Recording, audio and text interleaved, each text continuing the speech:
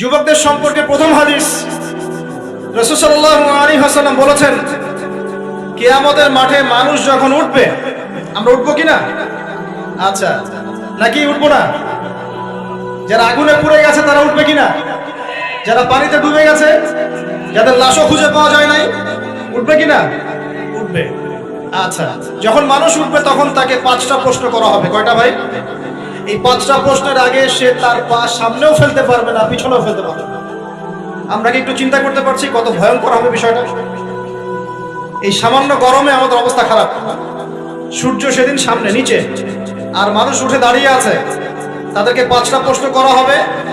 যতক্ষণ পর্যন্ত প্রশ্নের উত্তর দিতে পারছে না, সামনেও যেতে পারবে না, পিছনেও আসতে পারবে না, পা নড়াতে পারবে না। 1, তোমার পুরো জীবনটা তুমি কোন কাজে ব্যয় করেছো? উত্তর কি রেডি আছে আমাদের কাছে?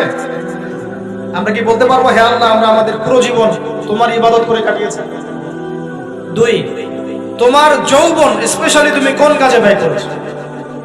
তোমার যৌবন তুমি স্পেশালি কোন কাজে ব্যয় করেছো? যুবকরা কি উত্তর দেওয়ার জন্য প্রস্তুত আছে যে আমাদের যৌবন আমরা আল্লাহর পথে কাটিয়েছি? সবাই কি বলতে পারবো? 3 নাম্বার, তোমার রিজিকের উৎস কি ছিল? কোন পথে সম্পদ অর্জন করেছো? 4 নাম্বার, কোন পথে সম্পদ ব্যয় করেছো? কোন কোন খাতে সম্পদ ব্যয় করেছো? আমরা কি আমাদের আয় এবং ব্যয়ের হিসাব দেওয়ার জন্য প্রস্তুত? 5, তোমাকে আমি যে জ্ঞান দিয়েছিলাম সেই জ্ঞান অনুযায়ী আমল করেছো কিনা? আল্লাহ পাক আমাকে আপনাদের সবাইকে তৌফিক দান করুন, জানা অনুযায়ী আমল করার তৌফিক দান করুন। এই 5টা প্রশ্নের মধ্যে যৌবনকাল ইম্পর্টেন্ট কিনা ভাই? গুরুত্বপূর্ণ কিনা? মাথায় রাখি। সামনে একটা হাদিস শুনুন। রাসূল সাল্লাল্লাহু আলাইহি সাল্লাম বলছেন যে এই কিয়ামতের মাঠেই 7 শ্রেণীর মানুষকে আল্লাহ পাক বিশেষ মেহমানদারির ব্যবস্থা করবেন, আরশের ছায়ায় ছায়া দিবেন ইনশাআল্লাহ। কোথায় ছায়া দিবেন? ওই দিন এই ছায়া ছাড়া অন্য কোনো ছায়া থাকবে না।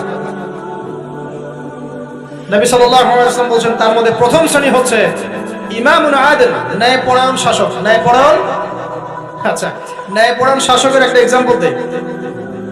মক্কার জাহেলি যুগে সাহাবীরা ঈমান নিয়ে এসেছেন, বাস তাদের উপর নির্মম নির্যাতন শুরু হয়ে গেছে। Abu Jahl, Abu Lahab, Utba, Shaiba. তখন সাহাবীরা আল্লাহর রাসূলের কাছে এসে বলছেন, ইয়া রাসূলুল্লাহ, আপনি একটু বদদুয়া করেন, তাদের উপর বদদুয়া করেন, আমরা তো আর পারছি না। নবী সাল্লাল্লাহু আলাইহি ওয়াসাল্লাম বললেন, তোমরা মক্কা থেকে হিজরত করে হাবাসায় চলে যাও। কোথায়? হাবাসা। হাবাসা মানে হচ্ছে আবিসিনিয়া। আবিসিনিয়া মানে এখনকার ইথিওপিয়া, ইরিত্রিয়া। নাম শুনেছেন কি? বিশেষ কোচিং তো করছেন অনেকে। আফ্রিকা মহাদেশের একটা ছোট্ট দেশ ইরিত্রিয়া, ওখানে চলে যাও।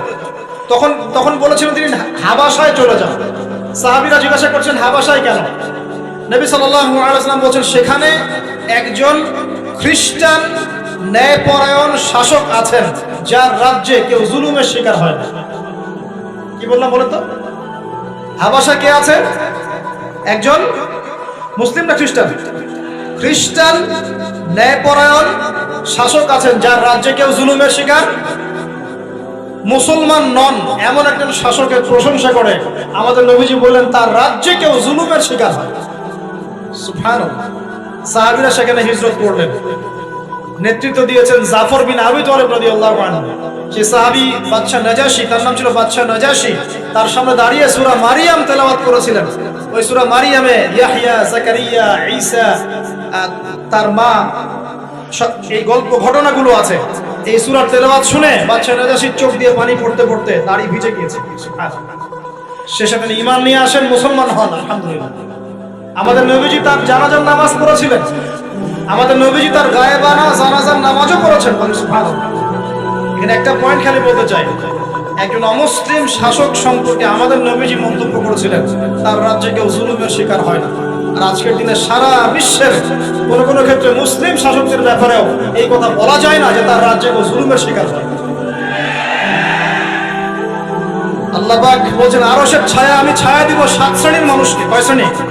তার মধ্যে প্রথম শ্রেণী হচ্ছে ইমামুন আদিল, ন্যায়পরায়ণ শাসক। আল্লাহ পাক আমাদের সমস্ত শাসকদেরকে ন্যায়পরায়ণ হওয়ার তৌফিক দান করুন। 2 নাম্বার, সেই যুবককে আমি সেখানে আশ্রয় দিব যেই যুবক তার যৌবনকালটা আল্লাহর পথে কাটিয়ে দিয়েছে। এবার কি হাদিসটা আপনি পেয়েছেন? এর আগের হাদিস কি শুনলেন? পা নড়াতে পারবেন না যতক্ষণ পর্যন্ত এই প্রশ্নের উত্তর না দিচ্ছেন যৌবনকাল কোন পথে ব্যয় করেছেন। এখন যদি আল্লাহর পথে ব্যয় করেন তাহলে আরো সে ছায়া ছায়া পাচ্ছেন আলহামদুলিল্লাহ। বাকিগুলো কারা কারা একটু বলে দেই। 3 নম্বর হচ্ছে সেই ব্যক্তি যে একজন আরেকজনকে মহব্বত করে, এক ব্যক্তি আরেক ব্যক্তিকে মহব্বত করে শুধুমাত্র আল্লাহর সন্তুষ্টির জন্য। আপনাকে বুঝতে পারছেন? এই মহব্বত আমার এই ছেলে মেয়ের ফ্রি মিক্সিং না, কথা বুঝতে পারেননি? দিনের খাতিরে মহব্বত, আল্লাহর জন্য মহব্বত, আল্লাহর জন্য। 4 নম্বর এমন ব্যক্তি যে এত গোপনে দান করে যে তার বাম হাত জানে না ডান হাত কি দান করেছে। আমরা তো এখন 1 টাকা দান করলে 100 টাকা ফুটাই। ফেসবুক আছে, মারাত্মক একটা জিনিস ফেসবুক, মানে এটা মানুষকে আর মানুষ রাখে না।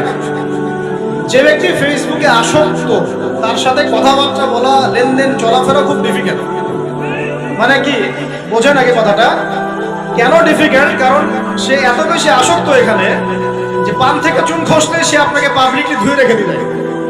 কিছু হইলে আপনাকে ফেসবুকে টেনে নিয়ে আসবে, ফেসবুকে সবাইকে বলবে উনি আমার সাথে এই কাজ করছে। আপনি বলারও টাইম পাবেন না যে আপনি নির্দোষ। খুব মুশকিল না এগুলা? আল্লাহ মাফ করুক আমাদেরকে। এমন ভাবে দান করে যে বাম হাত জানে না ডান হাত কি দান করছে। 5 নম্বর এমন ব্যক্তি যে এটা যুবক, এটাও যুবক, যাকে কোনো সুন্দরী নারী আহ্বান করছে জিনার জন্য, সুন্দরী উচ্চ বংশের নারী, যে আসো আমার সাথে জিনা করো। ওই ইউসুফ আলাইহিস সালামের মতো, মনে আছে? ইউসুফ আলাইহিস সালামের ঘটনা মনে আছে? আচ্ছা, কিন্তু সেই যুবক বলে, সেই ব্যক্তি বলে ইন্নী আখাফুল্লাহ, আমি আল্লাহকে ভয় করি, আমি তোমার সাথে খারাপ কাজ করতে পারবো। এরকম ছেলে এবং এরকম মেয়ে এখন সমাজে খুঁজে পাওয়া যায়? হাতে গোনা, হাতে গোনা। আপনি অনলাইন ঘাটাঘাটি করেন, গুগল করেন, ক্রস চেক করেন, দেখবেন বাংলাদেশের 25 বছরের কম বয়সী ছেলে আর মেয়েদের জেনার হার কত আপনি বের করে দেন। 25 বছরের কম যে যুব সমাজ আমাদের সামনে আছে তাদের মধ্যে কত % যুবক এখন পর্যন্ত ফিজিক্যাল সম্পর্ক করেনি কারোর সাথে, আপনি খুঁজে বের করতে পারবেন। শুধু ছেলেদের ক্ষেত্রে এটা নয়, মেয়েদের ক্ষেত্রেও আছে। এই যে অনার্স লাইফ পার করার আগেই বহু মেয়ে সতীত্ব নষ্ট করে ফেলছে, বহু ছেলে সতীত্ব নষ্ট করে ফেলছে। কথাগুলো কি রাগ করছেন? আমি আপনাদের ভাই এবং আমি আপনাদেরকে মহব্বত করি। আমরা জেনার পথে যাব না, আমরা হালাল সম্পর্কে থাকবো ইনশাআল্লাহ। যখন আপনি জেনায় চলে যাবেন আপনার কলব থেকে আপনার নূর নষ্ট হয়ে যাবে।